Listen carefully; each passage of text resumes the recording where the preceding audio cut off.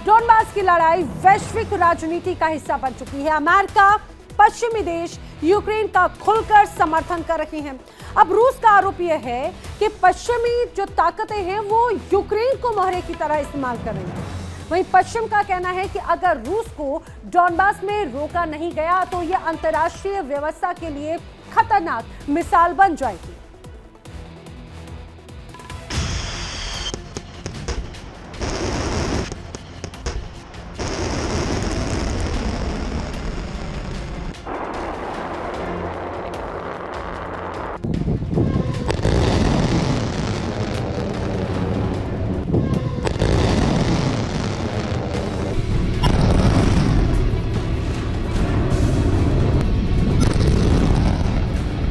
तो आगे क्या? अगर डोनबास रूस के हाथ से जाता है तो युद्ध का स्वरूप बदल सकता है। संभव है कि खुली जंग की जगह एक लंबा और जमे हुए संघर्ष की स्थिति बन जाए। लेकिन ये भी उतना ही सच है कि जब तक दोनों पक्ष अपने अपने दावों से पीछे नहीं हटते तब तक शांति दूर ही रहेगी।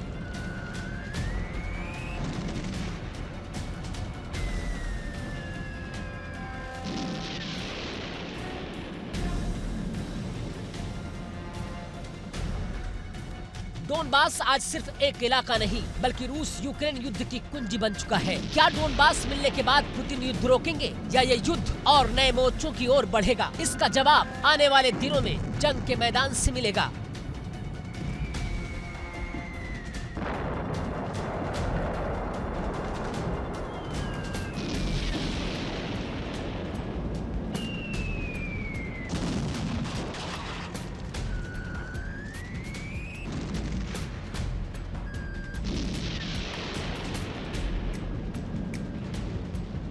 डोनबास रूस के लिए रणनीतिक, आर्थिक और वैचारिक तीनों नजरिए से बेहद अहम है। ये इलाका सोवियत काल का औद्योगिक केंद्र रहा है। कोयला, स्टील और भारी उद्योग डोनबास की पहचान रहे हैं। यूक्रेन रूस युद्ध में अब सबसे बड़ा सवाल हथियारों का नहीं, शर्तों का है।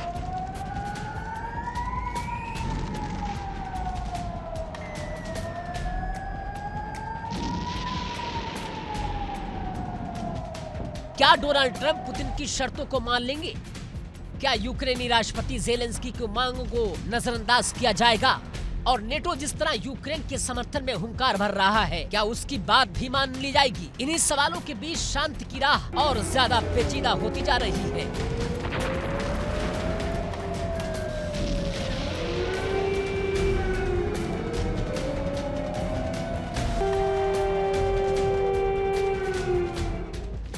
की शर्तें शुरू से ही साफ कर रही हैं। पुतिन चाहते हैं डोनबास पर रूस का प्रभाव स्वीकार किया जाए, यूक्रेन की नेटो सदस्यता पर स्थायी रोक लगे और रूस की सुरक्षा चिंताओं को लिखित गारंटी मिले।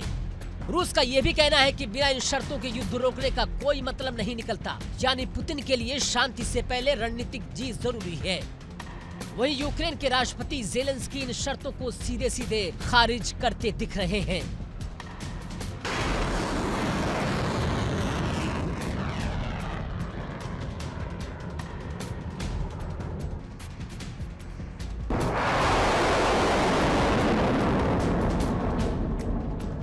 ज़ेलेंस्की की मांग साफ है, यूक्रेन की जमीन से रूसी सेना की पूरी वापसी हो। डोनबास और क्रीमिया पर यूक्रेन की संप्रभुता और भविष्य की सुरक्षा के लिए पश्चिमी देशों की मजबूत गारंटी।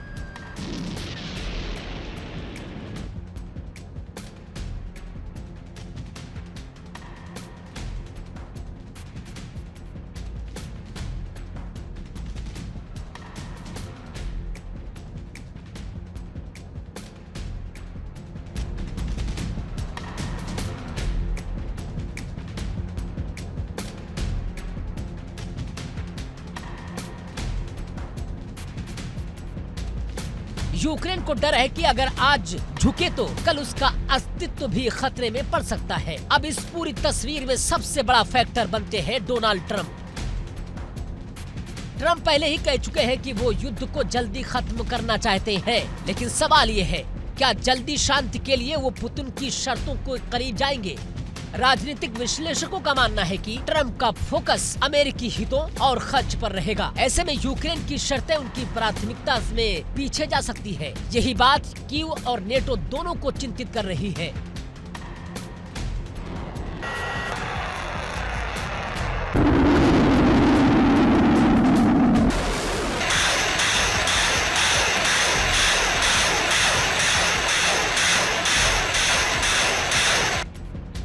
नेटो लगातार कह रहा है यूक्रेन अकेला नहीं है, लेकिन नेटो भी सीधे युद्ध में उतरने से बचता दिख रहा है। क्या अमेरिका का रुख बदला तो नेटो के सामने भी बड़ी चुनौती खड़ी हो जाएगी? क्या नेटो बिना अमेरिका के यूक्रेन को उसी ताकत से समर्थन दे पाएगा, या फिर उसे भी समझौते की राह अपनानी पड़ेगी?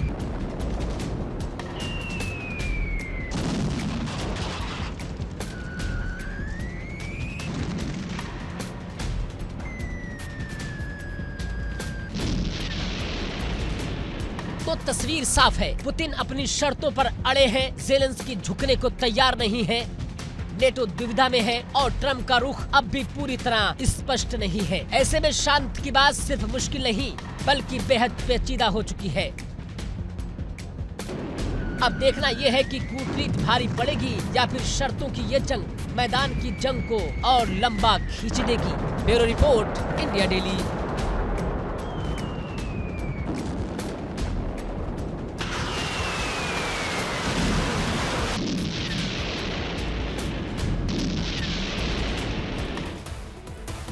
और आक्रमण में अब बारी है इस समय की एक बड़ी खबर की। जल्दी से जान लीजिए बड़ी खबर युद्ध के मैदान से। वॉर ब्रेकिंग, रूस यूक्रेन युद्ध से जुड़ी हुई यूक्रेनी सेना को नया हथियार मिल गया है। बड़ा हथियार यूक्रेन की सेना को जो नई ताकत देगा वो है फ्रंट लाइन पर सीजर होवित्जर तोप की तैनाती। जंग को जारी रखने के लिए तैयारियां लगातार जारी है और उसकी तस्वीर देखिए, ये है होवित्जर जिसकी तैनाती फ्रंट लाइन पर यूक्रेन की तरफ से की गई है। फ्रंट लाइन पर सीजर होवित्जर तोप को तैनात किया जाना यानी कि इसके सीधे सीधे बड़े संकेत ये हैं कि यूक्रेन लगातार रूस को चुनौती देना चाहता है। और ये जो तैनाती की गई है सिर्फ रूस के लिए संदेश ही नहीं है, बल्कि ये कहा जाए इस यूक्रेन के साथ साथ पूरे यूरोप कंट्रीज जो लगातार रूस को लगातार चेता रखी है कि अभी भी वक्त है, समझ जाओ, वरना उसके बाद में उसका हश्र सही नहीं होगा। देखिए यहाँ पर जिस तरह से फ्रंट लाइन पर सीजर होवित्जर तोप की तैनाती की गई है उससे ये स्पष्ट हो जाता है कि भले ही फ्लोरिडा में बातचीत चल रही हो, ज़ेलेंस्की और ट्रंप मुलाकात कर रहे हो, पीस प्लान पर चर्चा चल रही हो, लेकिन जमीन पर युद्ध विध्वंसक था है और आने वाले वक्त में फिलहाल ऐसे ही हालात बनते रहेंगे। ये तस्वीरों से तो ऐसा ही नजर आता है क्योंकि फ्रंट लाइन पर अब तैनाती कर दी है सीजर होवित्जर तोप की। अपने आप में इसकी क्षमता बहुत घातक इसे माना जाता है। सीधे सीधे ये कहा जाता है कि मॉस्को तक ये टारगेट कर सकता है और अपने आप में एक बड़ा संकेत यूक्रेन की तरफ से। और बात रूस यूरोप की कर ले, जहां पर तनाव लगातार बना हुआ है। दुनिया एक बार फिर से युद्ध के मुहाने पर कैसे खड़ी हुई नजर आती है, समझिए। एक तरफ ट्रंप ज़ेलेंस्की की तनावपूर्ण मुलाकात, दूसरी तरफ पूर्वी यूक्रेन में रूस के तूफानी हमले, कीव से लेकर डॉनबास तक धमाकों की ही गूंज। आसमान में मिसाइलें, जमीन पर टैंक और बीच में यूक्रेन जो खुद को अकेला नहीं मानता, हाँ, लेकिन रूस उसे सबसे बड़ा भ्रम जरूर बता रहा है।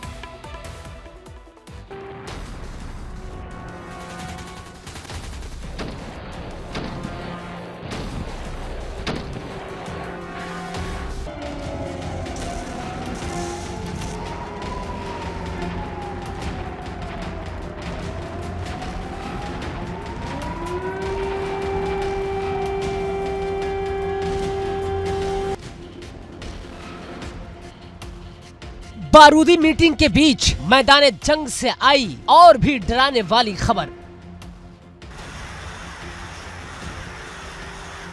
पूर्वी यूक्रेन पर रूस के तूफानी हमले, डोनेस्क, लुहांस्क में भारी दबाव, कीव तक खतरे की घंटी।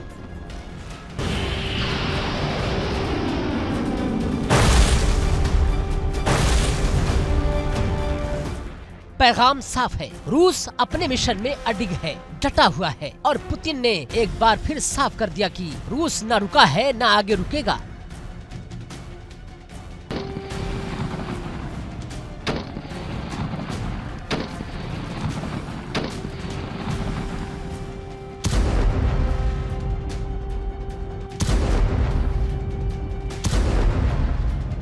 जंगी मैदान से आ रही खबरों के मुताबिक पूर्वी यूक्रेन में रूसी सैन्य दबाव तेज है। डोनबास के कई इलाकों में लगातार कार्रवाई, रणनीतिक ठिकानों पर फोकस है।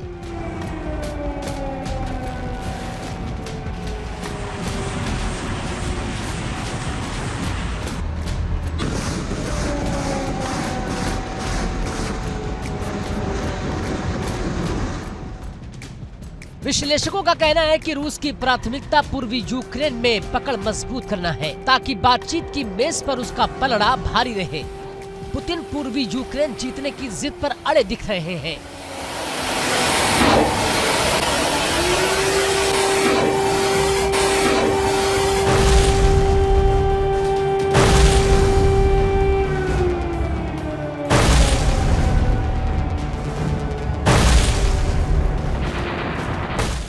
रूस का दावा है कि ये लड़ाई सिर्फ जमीन की नहीं बल्कि सुरक्षा और पहचान की है।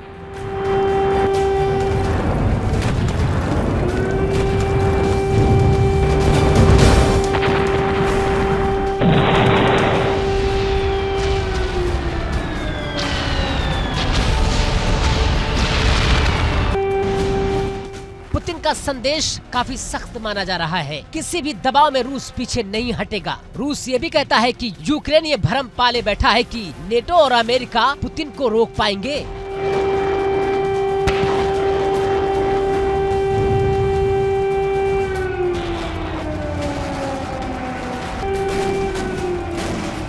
रूस का दबाव है कि ज़ेलेंस्की पश्चिमी समर्थन को गलत तरीके से आंक रहे हैं। मॉस्को के मुताबिक यही रणनीतिक भूल कीव को भारी पड़ सकती है।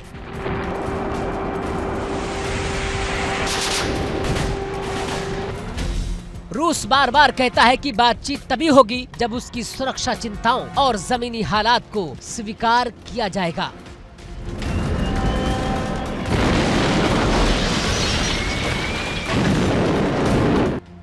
इस बीच ट्रंप और ज़ेलेंस्की की मीटिंग ने कई अनिश्चितता पैदा कर दी है। सवाल यही है कि क्या इस जल्दी में यूक्रेन की शर्तें पीछे छूट जाएंगी। दावा है कि अगर अमेरिका का रुख बदला तो कीव की रणनीति बुरी तरह से प्रभावित हो सकती है।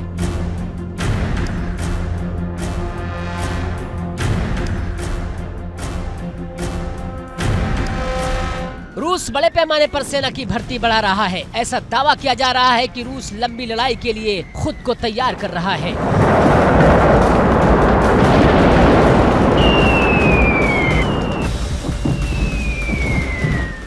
अगर ये आकलन सही है तो आने वाले महीनों में मैदान पर दबाव और बढ़ सकता है।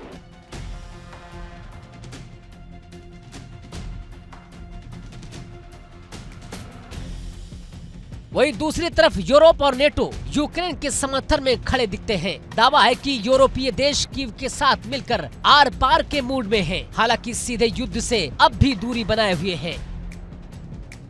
यहाँ सवाल उठता है, क्या नेटो की हुंकार मैदान की हकीकत बदलेगी या फिर ये समर्थन कूटनीति तक सीमित रहेगा?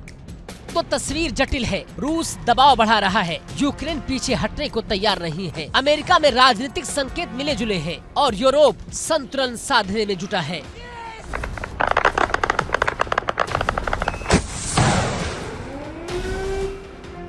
तो क्या यूरोप और रूस के बीच महायुद्ध की पटकथा लिखी जा चुकी है?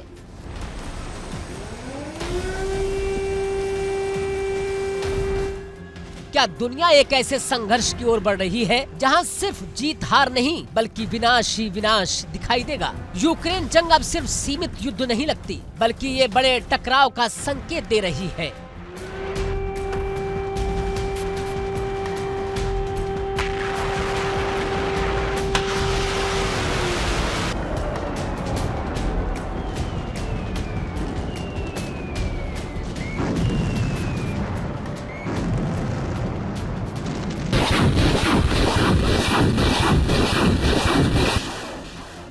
एक तरफ रूस, जिसके पास विशाल सेना, परमाणु हथियार और लंबी जंग लड़ने की क्षमता है, तो दूसरी तरफ यूरोप, जिसके पीछे नेटो की सामूहिक ताकत।